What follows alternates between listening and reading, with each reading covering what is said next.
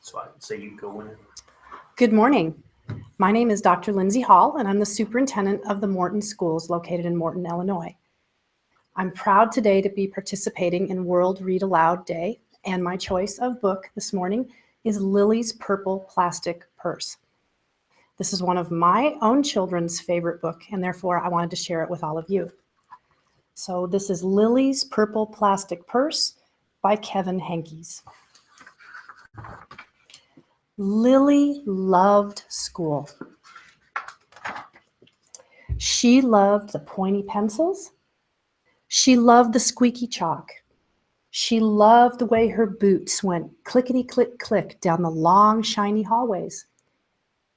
Lilly loved the privacy of her very own desk. She loved the fish sticks and chocolate milk every Friday in the lunchroom. And most of all, she loved her teacher, Mr. Slinger. Mr. Slinger was sharp as a tack. He wore artistic shirts. He wore glasses on a chain around his neck. And he wore a different colored tie for each day of the week. "Wow," said Lilly. That was just about all she could say. Wow. Instead of greeting students or good morning pupils, Mr. Slinger winked and said, "Howdy." He thought that desks in rows were old-fashioned and boring. "Do you rodents think you can handle a semicircle?" And he always provided the most tasty snacks, things that were curly and crunchy and cheesy. "I want to be a teacher when I grow up," said Lilly.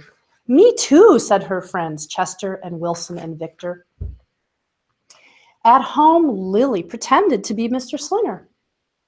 "I am the teacher," she told her baby brother Julius. "Listen up." Lilly even wanted her own deluxe picture encyclopedia. "What's with Lilly?" asked her mother. "I thought she wanted to be a surgeon or an ambulance driver or a diva," said her father. "It must be because of her new teacher, Mr. Slinger," said her mother. "Wow," said her father. That's about all he could say. Wow. Whenever the students had free time, they were permitted to go to the light bulb lab in the back of the classroom. They expressed their ideas creatively through drawing and writing. Lilly went often. She had a lot of ideas. She drew pictures of Mr. Slinger, and she wrote stories about him too. During sharing time, Lilly showed her creations to the entire class. "Wow," said Mr. Slinger. That's just about all he could say. Wow. And down here's one of her stories where Lilly says, "At the very last second, Mr. Slinger saved the cold, starving elderly." And when Mr. Slinger had bus duty, Lilly even stood in line, even though she didn't even ride the bus. Lilly raised her hand more than anyone in class, even if she didn't know the answer. And she volunteered to stay after school to clap erasers. "I want to be a teacher when I grow up," said Lilly. "Excellent choice," said Mr. Slinger. On Monday morning, Lilly came to school especially happy. She had gone shopping with her Grammy over the weekend. Lilly had a new pair of movie star sunglasses, complete with glittery diamonds, and a chain like Mr. Slinger's. She had 3 shiny quarters, and best of all, she had a brand new purple plastic purse that played a jaunty tune when it was opened. Lilly wanted to show everybody. "Not now," said Mr. Slinger. "Listen to our story." But Lilly had a hard time listening. Lilly really wanted to show everyone.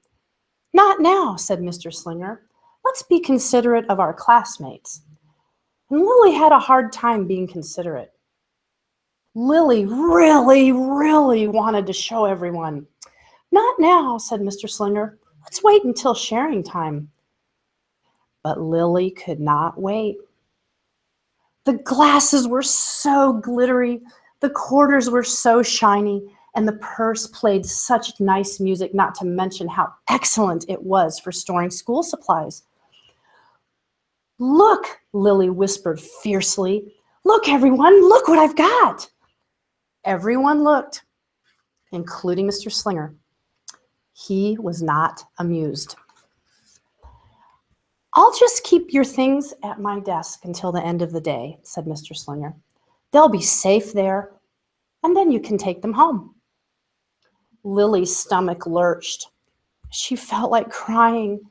Her glasses were gone. Her quarters were gone. Her purple plastic purse was gone. Lily longed for her purse all morning. She was even too sad to eat the snack Mr. Slinger served before recess. That afternoon, Lily went to the light bulb lab. She was still very sad. She thought and she thought and she thought. And then she became angry. And she thought and she thought and she thought some more. And then she became furious. And she thought and she thought and she thought a bit longer. And then she drew a picture of Mr. Slinger. And her picture said, "Big, fat, mean Mr. Stealing teacher with claws. He's a thief and he's bad. He's wanted by the FBI. P.S. I do not want to be a teacher when I grow up."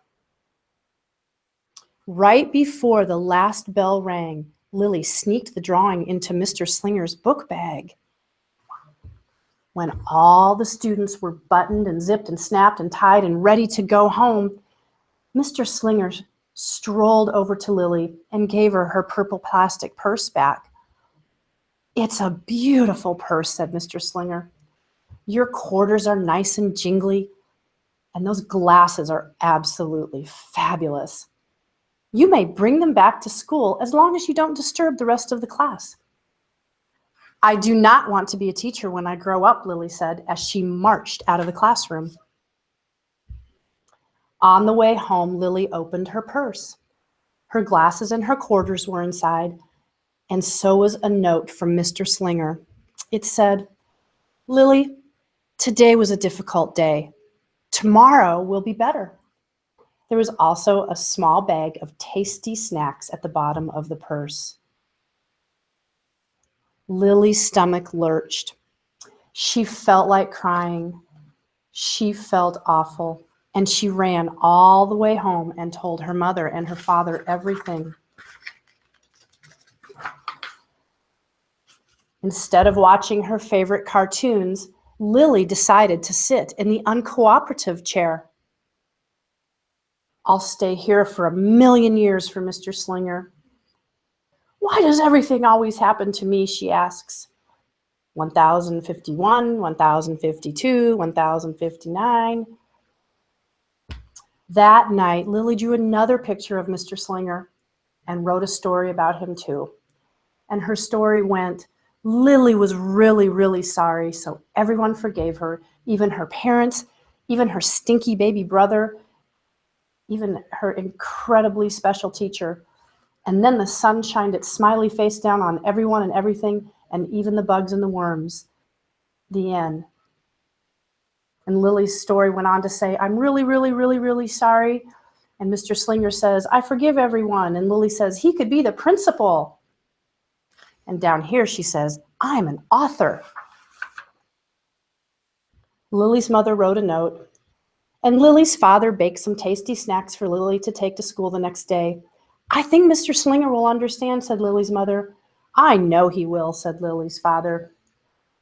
The next morning, Lily got to school early.